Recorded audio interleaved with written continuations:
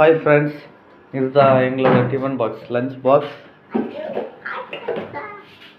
இது tiffin box. அது என்ன பாக்ஸ் பண்ணும்? Prize box. சரி, வேற என்ன இருக்கு நம்ம பேக்கில்? ஓ, நல்லா இருக்கு.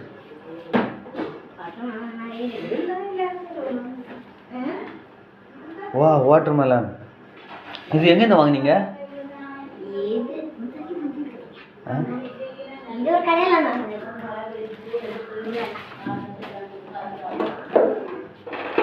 வாவ், என்ன இருக்கு அதுல?